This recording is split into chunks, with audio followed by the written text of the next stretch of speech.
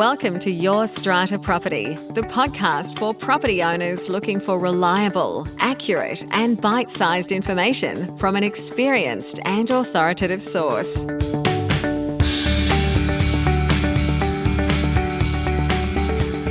Hello and welcome to this week's podcast episode. I'm your host, Strata lawyer Amanda Farmer, and my guest this week is Dr. Nicole Johnston. Nicole is the founder and director of Strata Knowledge, an independent research and consulting firm specialising in strata and community title, law and governance. As a socio-legal researcher, Nicole is focused on translating applied research into practice by collaborating with industry to ensure impactful and beneficial outcomes. Nicole started her professional life as a commercial lawyer, but for the last 15 years, she has worked as an academic at Australian universities. Nicole has led a number of research projects on topics including building defects, strata insurance, strata law reform, fire safety, conflicts of interest, and developer governance responsibilities. She is a regular presenter at industry conferences, consults with governments, and has chaired numerous international forums. In addition to holding degrees in psychology, criminology, law, and a PhD in strata and community title law and governance, Dr. Nicole is an experienced body corporate committee member, having chaired a large scheme for the last 13 years. No stranger to our podcast. If you like what you hear from Dr. Nicole, you can head back and check out episode number 243. Nicole was sharing with us the strata insurance game changer. And more recently in episode 367, Nicole joined me to share her research into passive fire systems in our residential strata buildings, including explaining how thousands of fire safety defects go unnoticed. Giving us an early look at her most recent research, yet to be published, I'll take you over now to my chat with Dr. Nicole Johnston. Dr. Nicole Johnston, welcome to the show. Thank you so much for once again having me on the podcast, Amanda. Oh, one of our favourite guests, that's for sure. You're often back here, Dr. Nicole, because you're doing so much, lots to report. You've been doing plenty of research in our space. You've got an awesome conference coming up in a few months' time that we are definitely going to remind our listeners about. But the reason I wanted to chat to you here today is to have a chat about some very, very fresh research that you are about to publish. So we're getting a bit of a scoop here. You have been talking a little bit about this. You were recently at the Strata Community Insurance Autumn Forum presenting some of your findings and getting some early feedback. This research, as I understand it, is about caring for our ageing strata properties. So let's start here. Based on your research, do our owners' corporations, our body corporates, effectively attend to common property repairs and maintenance, Dr. Nicole? Well, unfortunately, I'm going to have to say no, we don't. Oh my gosh, I'm shocked. I know you've spoken about this on live and on the podcast before about our concerns around maintenance and repairs as buildings age. And what we're really seeing from the research is that we are a bit neglectful when it comes to dealing proactively, particularly with our repairs and maintenance as our buildings age. And so there's a number of issues that relate to that and a lot of outcomes that we found in relation to this particular research project. But in a nutshell, no, we don't deal with our repairs and maintenance well. So what did you uncover as, let's say, the key reasons why this is not happening in our buildings? What's going wrong? Yeah, so I think we're very reactive when it comes to repairs and maintenance. So there's a lack of preventative maintenance, or there's a lack of proactivity when it comes to turning our attention towards repairs and maintenance. What we often see is a very sort of patchworking approach to anything that comes to the fore. So often we'll see water ingress, for example, it might come into a couple of units. We'll just patchwork those without really paying much attention to the root cause. So doing more of that investigative type of work to uncover really what's sitting behind some of these issues. So we have this tendency just to react as things come up.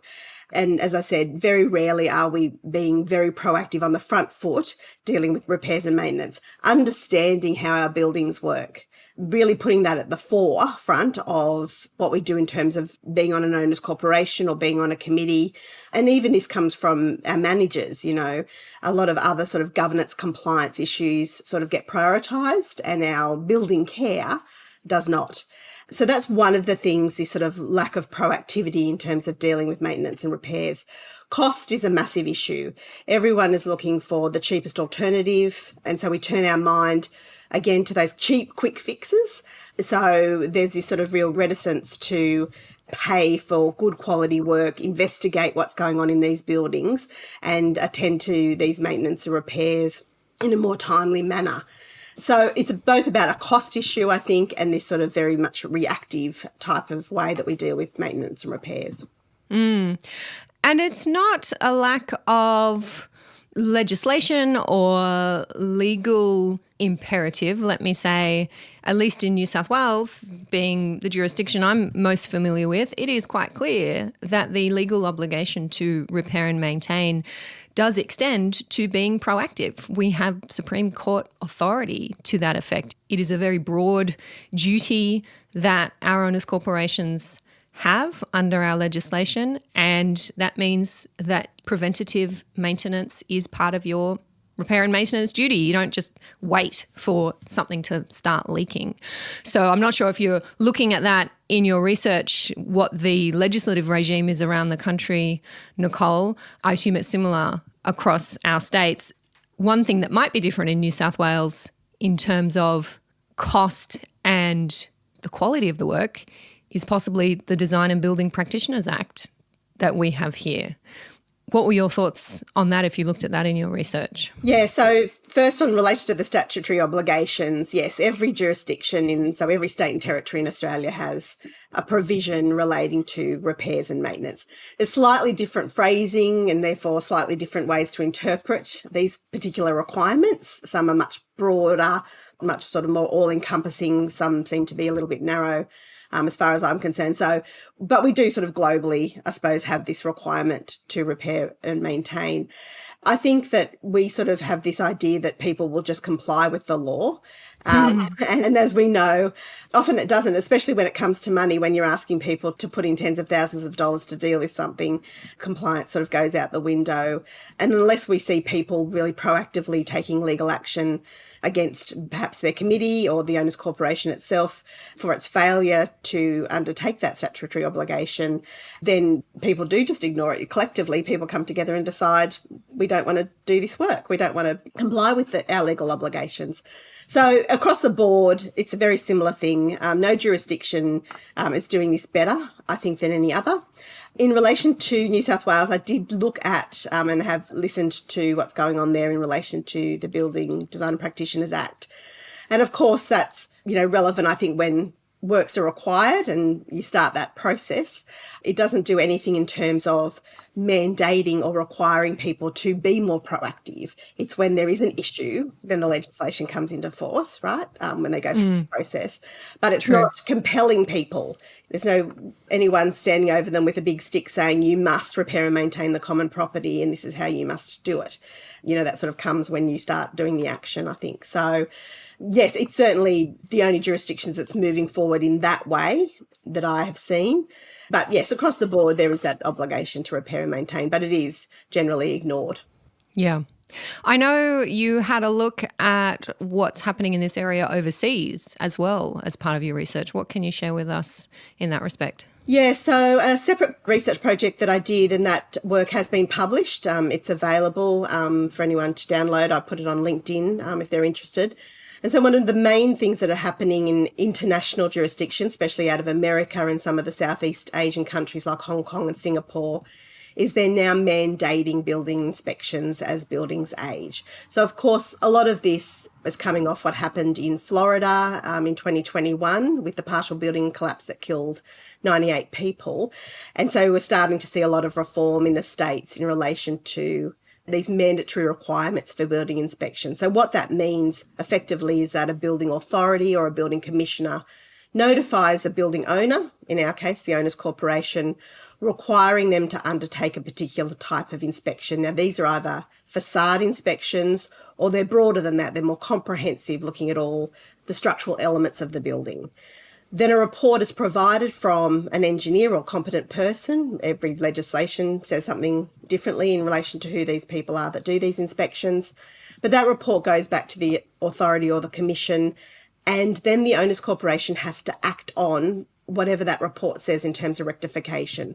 So it's really a government interventionist approach, Amanda. It's really the government saying, we believe that you can't take care of these properties yourself, so we are now stepping in, forcing you to take action. You are required at a particular anniversary, a particular age of the building, to undertake these inspections. We will be notified. We know what's going on in your building. You will be required to rectify these, and there will be, preliminary follow-up inspections to make sure that these works have been undertaken.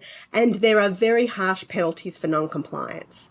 So it's not something that people can just ignore unless they want to be faced with a financial penalty. They must do it. So we're seeing this more in the States. We're seeing this in Hong Kong. We're seeing this in Singapore that have these same problems with building neglect. So I think, this is certainly a conversation that if we aren't having now, we certainly will be having very shortly in this country, just because of the building neglect that is quite evident here. Let's hope we don't have to see the collapse of a building and the loss of life in order to start having that conversation. I'm interested to hear that Hong Kong and Singapore have gone down this path as well. I was aware, having been in the US earlier this year, that these changes were afoot. I wasn't aware that this was happening in other countries. Do you know of any tragedies that have happened in Singapore or Hong Kong that would have caused them to take this same step? Has that been the trigger, or are they a little similar to us and just have apathetic owners? No. So certainly there's been some real issues. Hong Kong, they've been going through a reform process for a very long time in Hong Kong. I think their reform process went on for 9 years before they enacted this legislation. It's very detailed legislation. But prior to that, they had a task force that investigated injuries and deaths relating to building neglect. And if memory serves me correct, I think there was something like 101 deaths in a 10-year period from issues relating to problems with buildings, so things with building facade issues and those sorts of things. The Florida incident is not isolated. There are other, real concerns around building neglect in Hong Kong, and certainly in Singapore. There's been issues with materials coming off buildings, injuring people, killing people. So, it's not unique in any way. It's certainly something that because of what's happened there, they've turned their mind to it and implemented legislation and gone through a very thorough and rigorous reform process to get to where they have now. Right. In terms of the findings and I assume perhaps some recommendations that you might make in your report, what else do you think we should be doing here in Australia, or that we can expect on the horizon to help solve this problem? Yeah, I think we all need to be proactive before government intervenes in this area. I think we start to need to have conversations more with owners' corporations much more regularly. I think this should be on the agenda at every single committee meeting. We need to be talking about what's going on with the building. We need to be pulling out those capital works plans and having a real good look at what are the building components here, how are they aging. But it is only one tool. I think one of the big problems is we're using these maintenance plans as the only tool when we're talking about repair and maintenance. They're a helpful guide.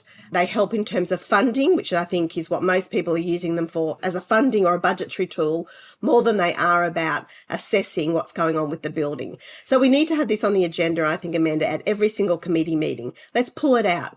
Where are we in the life of these buildings? We need to be having a conversation about getting an engineer or a qualified builder in to do a full inspection of these buildings, because these maintenance plans don't do that. There's limitations to how they work, right? So we need to use them as a tool, not the tool. We need to get engineers or qualified builders in to do a more holistic assessment or audit of the buildings to find out where it is in its life, what's going on, because there might be environmental conditions, for example, if you're closer to the ocean, those environmental impacts might be having a bigger impact on the building than what is outlined in your maintenance plan. You might have underlying building defects that haven't been resolved.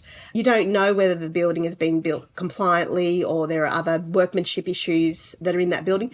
The quantity surveyor that's going out to do those maintenance plans aren't looking at, that's not their job, that's not their role to look at that. You need someone else to do that. And then you need to combine all these things together so that you can more effectively remedy what's going on in these buildings. So we just need to think differently. We need to have I think one really interesting thing that came out of the research for me was in Australia, we look at all the other compliance areas as a higher priority in these meetings than we do around building maintenance.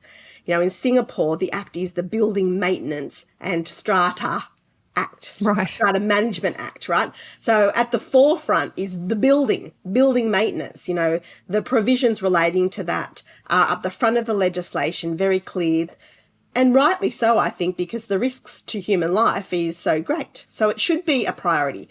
I think in Australia we've been really lax and we haven't prioritised this. Managers don't have the requisite skills to properly help their owners corporation clients navigate some of the complexities to deal with the building. So I think we need to have some upskilling in that particular area so we know more about how these buildings work so we can assist with OC clients. So I think there's a range of things that we need to be doing, but having it up the front of the agenda, talking about it more in committee meetings, pulling out that maintenance plan at every single meeting to see where we're at, I think is really vital.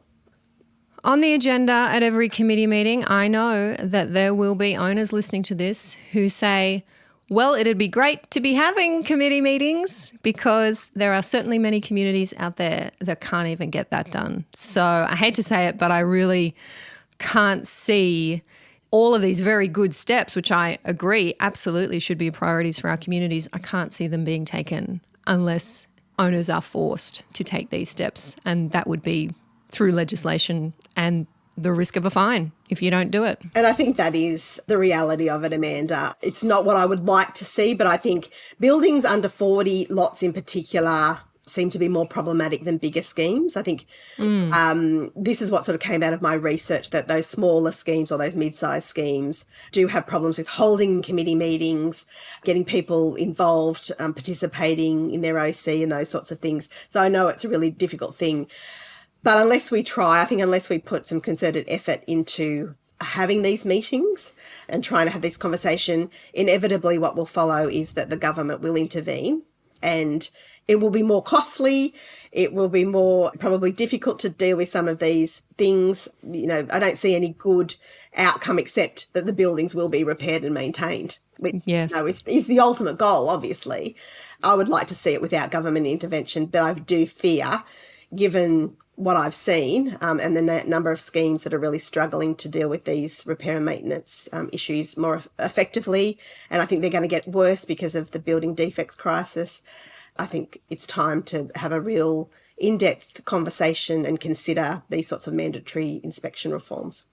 Yeah, I think you're right about those smaller buildings, less than 40 lots.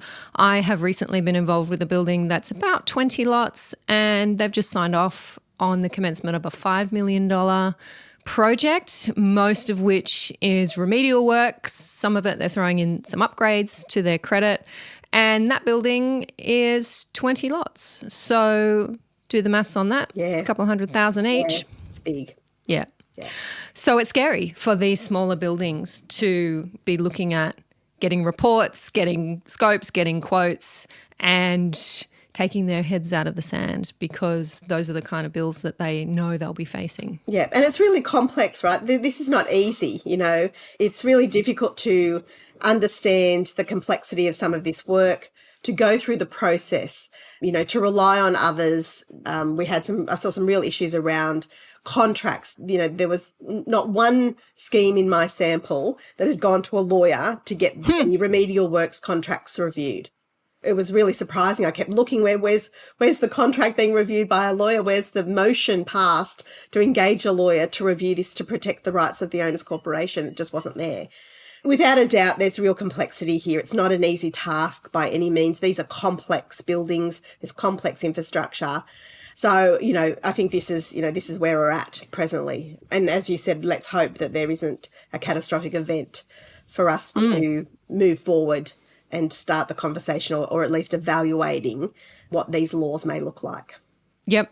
It's a good reminder for our communities, for our committee members in particular, that this is your chance to take control here, take this into your own hands and be proactive at risk of being forced to act down the track.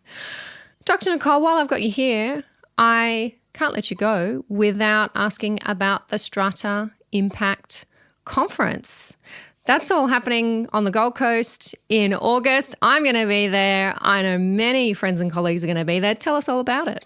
Yeah, so this is really exciting. I really, from sort of lots of feedback that I had over the last couple of years about having a place where people can be more informed by, researchers, more qualified people, but also in a learning environment. So this is really about research and education, bringing the whole sector together. So it's not just about one industry, it's about anyone that really in their work touches on the strata sector. It might be an accountant or a service provider, a lawyer, anyone is sort of in between managers, anyone that is in this sort of broader sector that really wants to be part of a conversation around what we're seeing from a research perspective and also how we can learn, how we can take some of those sort of research outcomes, those recommendations back either into our business practice or back in, to assist our communities do better.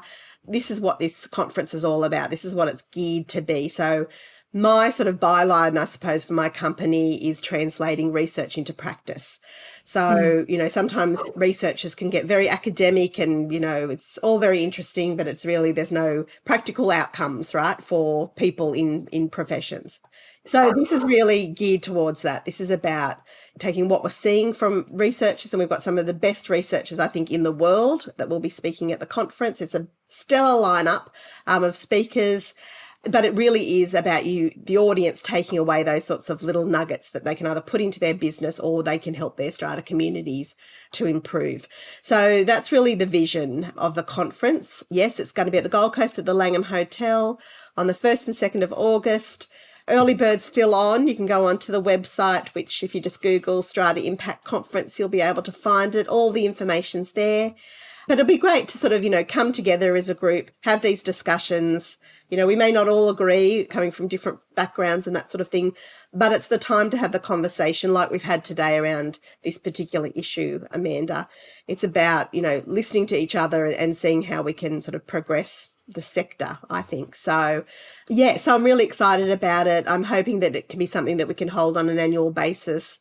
I've had so much support and interest. It's just been, really overwhelming, to be quite frank. People are looking for that type of conference. I think there's a real sort of a group of people, I think, that just are a bit tired of going to conferences where they hear the same people or they're not getting anything back. This is different. This is certainly geared differently so that you can really walk away knowing that there's sort of real value for money, I think. So I'm really excited. I can't wait. Well, thank you for putting this all together for us. So if you're a strata manager, somebody who's serving the strata space, an owner, everybody's welcome. Everyone's welcome. Anyone that wants to, really participate in this conversation and want to learn, that's really at the heart of this. This is about education. And I think the overwhelming majority of presenters are educators. They're academically trained educators, and they just happen to also be researchers. So you're getting the best of the best coming together. So there's nothing like it that I've seen for many years. So I think it's going to be a great event, and I'm really excited about it. Yeah, at a gorgeous venue in a beautiful part of the world. At the time this podcast episode is going out, there will only be a week or so, I believe, until the early bird pricing finishes up, and I don't expect these tickets to last. So we will definitely make sure there is a link to check out all you need to know about the conference and to book in the show notes for this episode. Fantastic. Do you know, Nicole, when your research paper is due for publication for the building care topic? It will be in the next month. I've drafted it. I just want to go back and sort of finesse it a little bit. A few other things have come up when I've gone around speaking to people, so I just want to make sure that I capture everything well. So hopefully in the next month it'll be available. It'll either be on my website, Strata Knowledge, or it will be on the Multi-Own Research Hub, which is a repository of papers and articles that any person in the public, you don't have to log in, you can just go straight onto the website. I'm sure you'll put up the link, Amanda. And you get all research papers that we write are available there as well. So you'll be able to find it somewhere. Excellent. We will make sure all of those resources are available, including your paper when it comes time for publication.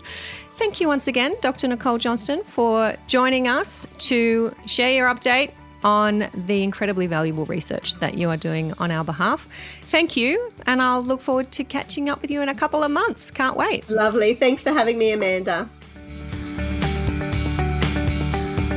Thank you for listening to Your Strata Property, the podcast which consistently delivers to property owners reliable and accurate information about their strata property. You can access all the information below this episode via the show notes at yourstrataproperty.com.au.